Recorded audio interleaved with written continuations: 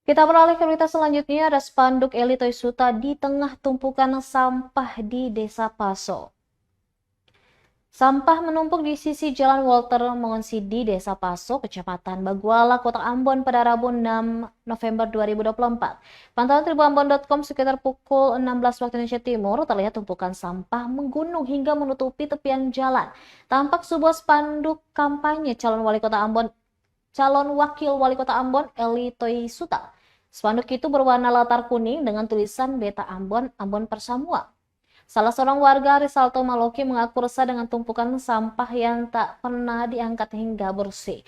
Terlihat tumpukan sampah didominasi bahan plastik, sisa bahan bangunan, dan sampah rumah tangga. Alhasil tumpukan sampah menimbulkan bau busuk dan menyengat.